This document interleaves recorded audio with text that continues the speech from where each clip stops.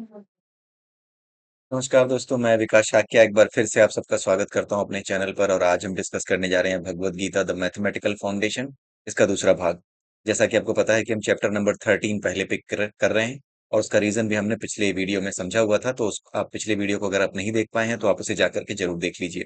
उसके बाद आपको समझ में आएगा कि क्यों हमने चैप्टर 13 से भगवत गीता शुरू की है।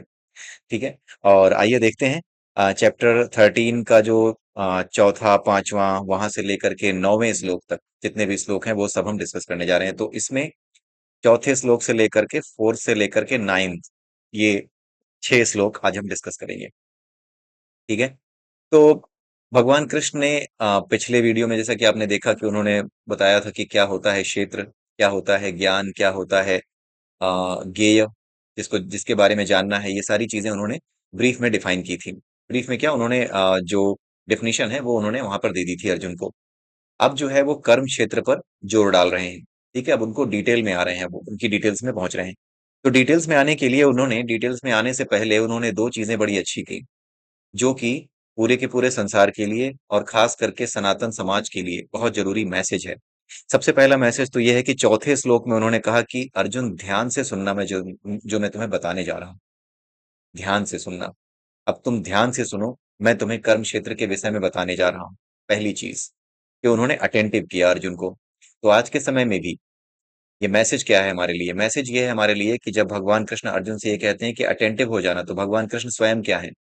भगवान कृष्ण स्वयं यहाँ पर एक गुरु की भूमिका, एक महागुरु की भूमिका निभा रहे हैं। तो हमारे समाज में भी, हमारे देश में भी, हमारे स्कूलों में, विद्यालयों में, कहीं पर भी जहां पर भी गुरु हो, इस बात का उसे ध्यान रखना होगा कि उसके शिष्य अटेंटिव हो, अटेंशन हो।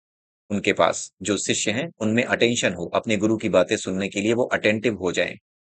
ठीक है। और दूसरी चीज, अगला जो पांचवा श्लोक है, उन्होंने ये बोला कि आप जो है अर्जुन, मैं आपको जो बताने जा रहा हूं वो सारी बातें मैं वेदों और शास्त्रों के प्रमाणों के द्वारा भी उसको पुष्ट कर रहा हूं। ऐसा कुछ उन्होंने पांचवें श्लोक में कहा। आप जाके श्लोक देख लीजिएगा, उसका अर्थ देख लीजिएगा। उन्होंने यही बोला हुआ है कि विद्वानों के अनुसार कर्म क्या है, कर्म क्षेत्र क्या है, ज्ञाता क्या है, ज्ञेय क्या है, ये सारी बातें विद्वानों और उनके अनुसार मैं आपको बता रहा हूँ। विद्वानों और हमारे स्क्रिप्चर्स के आधार पे बता रहा हूँ। यानी जब भी गुरु कोई बात बताए तो उसके पास ऐसा प्रमाण होना चाहिए अपने शिष्य के लिए, जिसको देख करके शिष्य चीजों को अच्छी तरह से समझ सके, और उसका विश्वास, उसका जो कॉन्सेप्ट जो उसने समझा है उस पर उसका विश्वास मजबूत हो सके। ठीक है। तो श्लोक 4 और 5 में भगवान कृष्ण ने यही बताया कि पहली बात तो ये कि तुम ध्यान से सुनो, अटेंटिव हो जाओ। Attention is the primary requirement. ठीक है, किसी भी चीज को सीखने के लिए। उसके बाद उन्होंने 5वें श्लोक में कहा कि मैं वहां से बता रहा हूं जहां से शास्त्र और वेद और बड़े बड़े ज्ञाता, बड़े बड़े महर्षि जहां से बातें करते हैं, उसके विषय में बता रहा हूं, तो इसे तुम ध्यान से सुनो।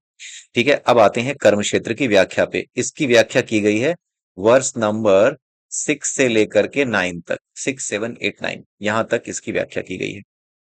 तो भगवान कृष्ण ने कर्म क्षेत्र के बारे में बताया। तो कर्म क्षेत्र को एक मैथमेटिकल फॉर्मूले के फॉर्म में हम यहाँ पर देखने की कोशिश कर रहे हैं। ठीक है। तो आइए देखते हैं क्या है। तो यहाँ पर सेट थियरी का यूज मैं आपको करके बता रहा हूँ। सेट थियरी का यूज करके कैसे देखा जा रहा है? ये शरीर 24 तत्वों से बना है, जिनमें 5 तत्व हैं, और हर तत्व का सेट जो है ना वो फाइनाइट सेट है। 24 तत्व हैं कुल मिलाकर के। उन्होंने गिनती बताई है 24। ठीक है। कुल मिलाकर के जो गिनती है वो 24 एलिमेंट्स हैं। ठीक है। जो कि स्टैटिक है।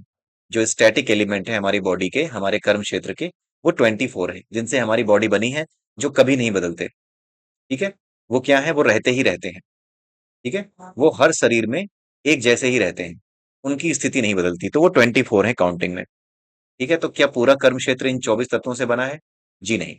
कर्म क्षेत्र इन 24 तत्वों से प्लस इन 24 तत्वों का जो आपस में रिएक्शन होता है, ये आपस में रिएक्ट करके जो भी भाव उत्पन्न करते हैं, जो भी फीलिंग्स हमारे अंदर उत्पन्न करते हैं, उन फीलिंग्स को मिला करके ये पूरा का पूरा कर्म क्षेत्र बनता है। जहां तक 24 तत्वों की बात है, 24 एलिमेंट्स की बात है, तो ये 24 एलिमेंट्स क्या है? ये सारे के सारे एलिमेंट्स ऐसे हैं जो कि स्टैटिक हैं, लेकिन ये सारे के सारे एलिमेंट्स जब आपस में रिएक्ट करते हैं तो उस रिएक्शन के बाद जो सुख या दुख हमारे सामने आते हैं, हंसी खुशी सुख दुख, ठीक है, यही चीजें आती हैं। सुख और दुख यही दो चीजें हैं। ठीक है, घृणा होना, प्रेम होना किसी से, जो 10 भाव बताए गए हैं हमारे यहाँ शास्त्रों में, वो जो भाव होते हैं, उन भावों का उत्पन्न होना, ये सारे भाव जो आते हैं हमारे पास, हमारे सामने जो भाव आते हैं, किसी के भीतर आप इन भावों को देख सकते हैं, उसकी बातों से जान सकते हैं कि किन भाव, कैसे भाव इसके भीतर चल रहे होंगे। तो इन सब भावों को मिलाकर के प्लस 24 एलिमेंट्स को मिलाकर के हमारा पूरा कर्म क्षेत्र बनता है। ठीक है, ये 24 एलिमेंट्स हमेशा कांस्टेंट रहते हैं, ये हर बॉडी में होते हैं, हर क्षेत्र में होते हैं, हर जगह होते हैं। बाकी के जो बाई प्रोडक्ट्स होते हैं, इनके रिएक्शन के बाद, इन 24 एलिमेंट्स का आपस में जो रिएक्शन होता है, इनसे जो बाई प्रोडक्ट्स बनते हैं, इनसे जो प्रोडक्ट्स बनते हैं, वो सुख दुख और भाव होते हैं। बेसिकली इनका जो आपस के रिएक्शन से जो कुछ भी बनता है वो है भाव। सुख का भाव, दुख का भाव, घृणा का भाव, प्रेम का भाव, ये सारे भाव जनरेट होते हैं इन्हीं 24 तत्वों के आपस में रिएक्शन करने से। ये बताया गया है। ठीक है, तो सबसे पहले हम देखते हैं कि वो 24 तत्व कौन कौन से हैं। सबसे पहले आता है सेट M1। इसमें आते हैं 5 महाभूत, पृथ्वी, जल, अग्नि, वायु, आकाश। इन 5 महाभूतों से हमारा जो मेन स्टार्टिंग पॉइंट है हमारी बॉडी का, वो है ये, मूल तत्व है ये। इसके बिना कुछ नहीं हो सकता। उसके बाद आता है अहंकार। अहंकार, ईगो, राइट? ईगो यानी मैं की भावना। ये मैं की भावना क्या है? ये हमारे शब्दों के माध्यम से व्यक्त होती है, हमारे कर्मों में व्यक्त होती है। हमारे कर्मों के द्वारा जब हम शब्द कोई बोलते हैं, अपने कर्म करने के बाद शब्द के माध्यम से, अपने किसी प्रकार के विशेष प्रकार के कर्म के माध्यम से, जैसे किसी को मार दिया, जैसे किसी पे हमला कर दिया, ठीक है, किसी से कोई चीज छीन ली, तो इस तरह के कर्मों के माध्यम से और मुख्य रूप से वाणी के माध्यम से अहंकार उत्पन्न होता है। अहंकार वहीं से आता है, वाणी के माध्यम से ही पता चलता है। तो ये जो अहंकार है, ये क्या है? ये भी क्या है? हमारे भीतर अव्यक्त रूप में रहता है। जब तक कि हम बोलते नहीं, जब तक कि हम अपने आप से कोई प्रतिक्रिया नहीं देते किसी काम पे, तब तक अहंकार का पता नहीं चलता। उसके बाद आती है बुद्धि। बुद्धि क्या है? ये भी अव्यक्त है, यानी कि अनमैनिफेस्टेड वे में रहती है हमारे अंदर। ठीक है, बुद्धि हमारे शरीर का, हमारे चेतना का, हमारी पूरी के पूरे अस्तित्व का हिस्सा है, लेकिन ये अव्यक्त अवस्था में रहती है। अव्यक्त अवस्था में कैसे रहती है बुद्धि? लोग कहते हैं कि बुद्धि, जब किसी ने पूछा कि बुद्धि क्या होती है, ऐसा तो है नहीं कि बुद्धि कोई ऐसी चीज है जिसे तुम देख नहीं सकते। तो कुछ लोगों ने कहा कि जो बुद्धि होती है वो कुछ और नहीं होती, हमारे सिर के पीछे जो मेडुला ऑब्लांगेटा होता है, ठीक है, हाइपोथैलेमस में जो स्थिति होती है मेडुला ऑब्लांगेटा की, वहां पर उसको जो है बुद्धि कहा जाता है। तो ये पता कैसे किया गया? जब ये पता लगाया गया, तो पता चला कि, पता करने के लिए देखा गया कि एक कॉम्प्लेक्स प्रॉब्लम दी साइंटिस्ट ने एक व्यक्ति को। जब एक्सपेरिमेंट किया तो किसी आदमी को एक कॉम्प्लेक्स मैथमेटिकल प्रॉब्लम दे दी जिसमें काफी ज्यादा सोचना पड़ता है। तो जब उसने सोचना शुरू किया, तो ये कैसे पता चलेगा कि हमारी बॉडी इस समय कौन से अंग का इस्तेमाल कर रही है जब हम सोच रहे हैं? तो उसके लिए क्या किया जाता है कि हमारी बॉडी में हर तरफ ये चेक किया जाता है कि कौन से पार्ट में, बॉडी के कौन से पार्ट में ग्लूकोज का कंजम्पशन ज्यादा बढ़ गया है। सबसे ज्यादा जहां पे ग्लूकोज का कंजम्पशन हो रहा हो, वही क्या है, उस समय यूज हो रही होगी।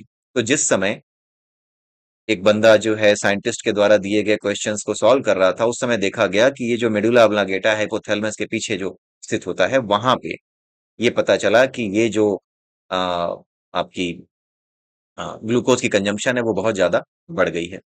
तो लोगों ने कहा कि यही है बुद्धि। तो कैसे कह सकते हो कि बुद्धि दिखती नहीं है? बात ये आई कि आप ये बताओ कि पहले आप सोचते हो तब ये एक्शन लेता है? बुद्धि से सोच, जब आप सोचना शुरू कर देते हो, जब एक स्पार्क होता है आपके भीतर किसी काम को करने का, किसी चीज को सोचने का, तब ये ग्लूकोज का कंजम्पशन बढ़ाता है? या पहले यहां पर ग्लूकोज का कंजम्पशन बढ़ता है और तब आपके थॉट्स आते हैं और तब आप काम शुरू करते हो? राइट, आप भी समझ रहे होंगे कि पहले बंदा सोचना शुरू करता है, थॉट्स आते हैं, उसके बाद यहां पर ग्लूकोज का कंजम्पशन बढ़ता है। ठीक है, ये चीज थी। तो इस वजह से जो हमारी बुद्धि है, इसके बारे में भी हमें बिल्कुल क्लियर होना चाहिए कि ये केवल हमारे व्यवहार में, हमारी बुद्धिमत्ता में, हम जिस तरह से काम करते हैं, हम जिस तरह के निर्णय लेते हैं, उससे ये व्यक्त होती है बुद्धि। ठीक है, ये कोई भौतिक चीज नहीं है। उसके बाद आते हैं अव्यक्त गुण, जिनके बारे में आप 14वें चैप्टर में पढ़ेंगे, जिनको कहा जाता है सत, रज और तम। ये 3 गुण होते हैं, सत, रज और तम। इनके बारे में डिटेल में हम पढ़ेंगे 14वें चैप्टर में, अभी इनको मैं नहीं बताने वाला। तो ये M4 है, ये सेट M3 है, ये M2 है, ये सब फाइनाइट सेट है। किसी सेट में 5 एलिमेंट है, किसी में एक ही है। ठीक है। तो ये सारे के सारे जो आपके सेट हैं, इन सब सेट्स को आप ध्यान में रखिए। अव्यक्त गुण जो कि सत, रज और तम, ये तीन से बने हुए हैं, लेकिन गिना इनको एक जाता है।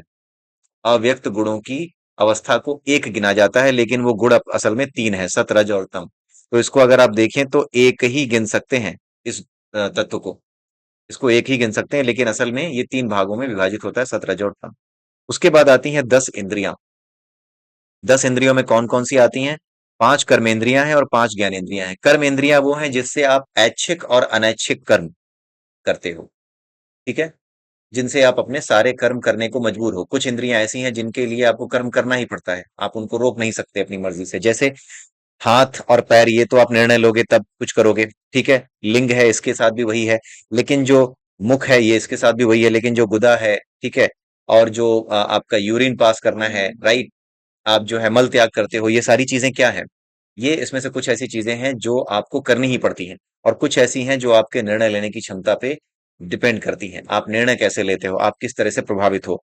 तो इसमें अगर आप इसमें अगर आप गुदा को देखें और लिंग को देखें, तो इसमें क्या है, अगर आप इसको ध्यान से देखें तो गुदा और लिंग के द्वारा किए जाने वाले कार्य, यानी कि जैसे यूरिन पास करना और मल त्याग करना, ये दो चीजें ऐसी हैं, स्टूल पास करना, ये दो चीजें ऐसी हैं जो कि आपके मन पर, आपके निर्णय लेने की क्षमता पर, प्रकृति के तीन गुणों पर, इस पर निर्भर नहीं करती, ये होती ही होती हैं। ठीक है, आगे चल के हम इनका और विश्लेषण करेंगे, इनको और छोटे छोटे पार्ट्स में तोड़ेंगे। लेकिन इसमें जो ओवरऑल इस सेट में जो कर्मेंद्रियां हैं वो सब आ जाती हैं। हाथ आता है, पैर आता है, गुदा आ गया, लिंग आ गया, मुख आ गया, ये सारी चीजें आ गई। ठीक है, इसमें आपका हाथ, पैर और लिंग, इस और मुख, लिंग जो है 50%। ठीक है, बिकॉज इससे दो कार्य होते हैं। एक तो आपका आता है, क्या बोलते हैं, आपका यूरिन पास करना, and the other one is reproduction. ठीक है, तो ये दोनों एक्टिविटीज पे ये काम करता है। तो रिप्रोडक्शन एक अलग लेवल की प्रक्रिया हो गई एक ही अंग से, और उसी अंग से आपका एक ऐसा काम हो गया जिसका मन से, बुद्धि से, अहंकार से कोई लेना देना नहीं, लेकिन इसी एक अंग से दूसरा काम भी होता है। ठीक है, जिसमें अहंकार भी शामिल हो सकता है, जिसमें क्रूरता भी शामिल हो सकती है, जिसमें आपकी वासना भी शामिल हो सकती है, सब कुछ, तो वो सबका संबंध मन से है, राइट। तो यहाँ पर हमें आगे चल के जब हम देखेंगे तो इसको भी, इस सेट को भी हमें दो पार्ट्स में तोड़ना होगा, जब हम रिएक्शंस की बात करेंगे, थोड़ा जब इसको एनालाइज करेंगे। उसके बाद आती हैं ज्ञानेंद्रियां।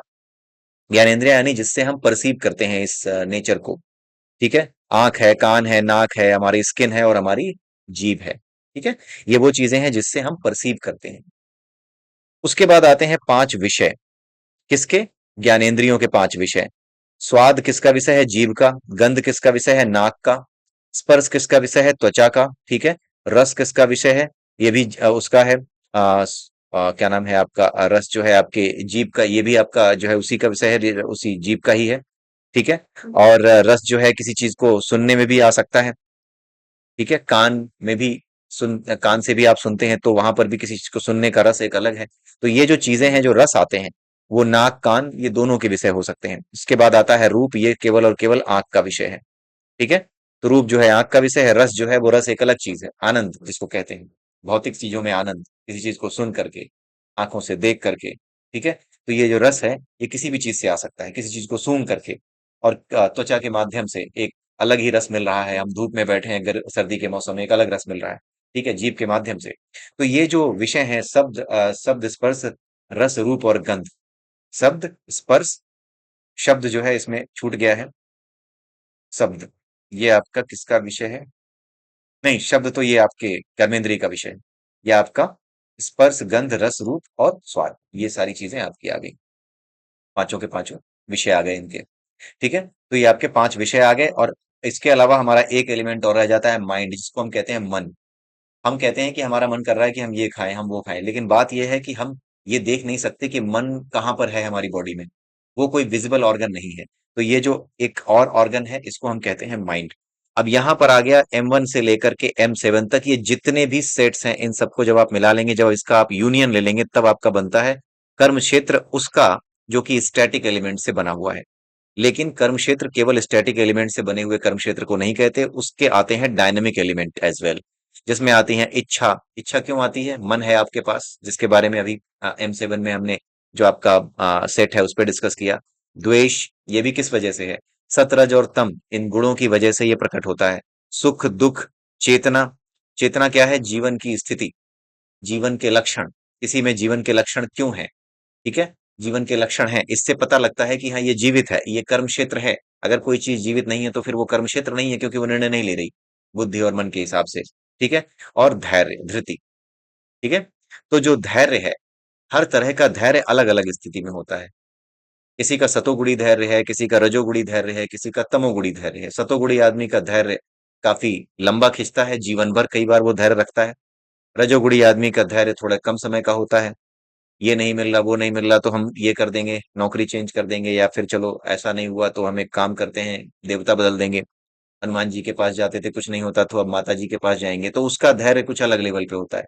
जो सतोगुणी होता है, जो महात्मा होता है, उसका धैर्य जीवन भर चलता है। वो उसका जीवन भर धैर्य चलता रहता है। वो हमेशा धैर्य में ही बना रहता है।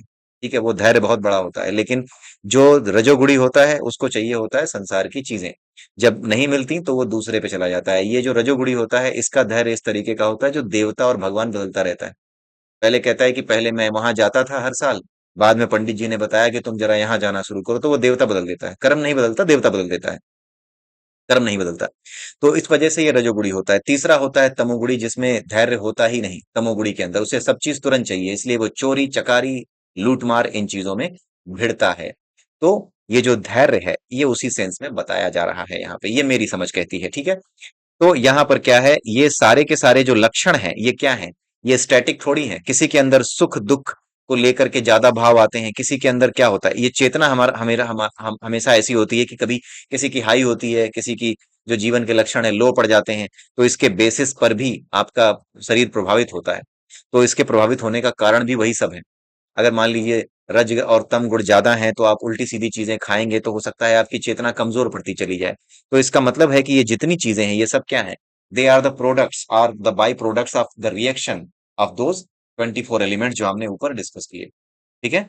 तो वो 24 एलिमेंट्स मिलकर के जो डिस्कस किए, उनका बाई प्रोडक्ट है ये इच्छा, द्वेष, सुख दुख, चेतना, धैर्य। ये सारी चीजें हमारी प्रकट होती हैं। ये भी क्या हो गया? ये एक फाइनाइट सेट हो गया। लेकिन ये इनफाइनाइटली परेशान करता है। वो कर्म क्षेत्र वाले केवल और केवल रिएक्शन करते हैं, लेकिन ये जो कर्म क्षेत्र के भीतर उत्पन्न होते हैं ना चीजें, ये इच्छा, द्वेष, सुख दुख, चेतना और धैर्य, ये डायनामिक होते हैं। और ये क्या करते हैं? ये आपके शरीर को प्रभावित करते हैं। आपके शरीर के 24 तत्वों की जो ऊर्जा है, जो उसमें चेतना है, जो उसके उसके उन सभी तत्वों के भीतर जो मूल तत्व है, उसको कमजोर करते हैं जब आप इन सबसे प्रभावित होते हैं। जब आप इन सबसे प्रभावित नहीं होते, इन बाई प्रोडक्ट्स का बनना आपके भीतर बन तो रहे हैं, लेकिन आप इनसे अलग रहना सीख जाते हैं। यानी इसको अपने ऊपर असर नहीं डालने देते, इनको दूर रह करके देखना सीख जाते हैं। तब होता क्या है कि आप जो है परेशान नहीं होते। जैसे अगर आप पिक्चर देख रहे हो, कोई मूवी देख रहे हो, उस मूवी में आपको पता है कि जो बंदा बुरे काम कर रहा है, वो केवल एक कलाकार है जो बुरे काम कर रहा है। जो उसको पीटेगा, वो भी एक कलाकार है। तो आप उससे जुड़ नहीं पाते। कुछ लोग जुड़ते हैं थोड़ी देर के लिए, उनको अच्छा लगता है कि फिल्म में ऐसा दृश्य दिखाया गया, तो फिल्म को देख करके उनको दिक्कत नहीं होती। जैसे कोई आदमी है, अगर उसको ये इसको थोड़ा समझने में दिक्कत आएगी, इसलिए ध्यान से सुनिएगा कि अगर आप फिल्म देखते हैं, तो कुछ लोगों को आपने फिल्म देख करके बैठे बैठे उनको सोचते हुए, रोते हुए या फिर गुस्सा करते हुए देखा होगा। लेकिन ये पिक्चर देखने की वजह से नहीं होता। ये इस वजह से होता है कि उनकी स्मृति में, उनकी याद में, उनके याद में कोई बैठा हुआ है, कोई घटना बैठी हुई है। जैसे अगर कोई आदमी ऐसा है जो कि अपने परिवार से बहुत प्रेम करता है, जिसकी बेटी की शादी अभी जल्दी में होने वाली है।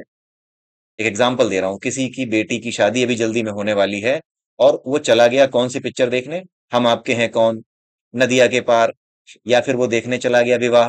तो वो आदमी जिसके जीवन में ये अभी नजदीक में होने वाला है, या अभी नजदीक में हुआ है, उसने अभी अपनी बेटी की विदाई की है, तो उसके साथ क्या होगा? वो पिक्चर देखते ही अपने भाव, जो उसके भाव उमड़ रहे हैं अपने वास्तविक जीवन से, उन भावों के साथ उस पिक्चर से जब जुड़ जाता है, तब उसको रोना आता है। तो जिस तरह से आप पिक्चर देखते हो, वहां पर जब आप जानते हो कि हाँ, इस पिक्चर में जो कुछ हो रहा है वो सचमुच में नहीं हो रहा, लेकिन आपके भाव, क्योंकि आप अपने जीवन में चीजों से जुड़े होते हो, उस वजह से उसमें अगर कोई बुरा आदमी दिखाई देता है, तो आपको लगता है कि इसकी तो पिटाई होनी ही चाहिए, क्योंकि आप वास्तविक जीवन में भी ऐसे लोग देखते हो जो इस तरह के काम करते हैं, बुरे काम।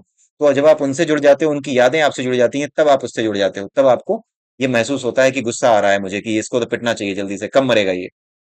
ठीक है, ये विलन तो अब मरना चाहिए। ये सारी चीजें आपके दिमाग में आती हैं।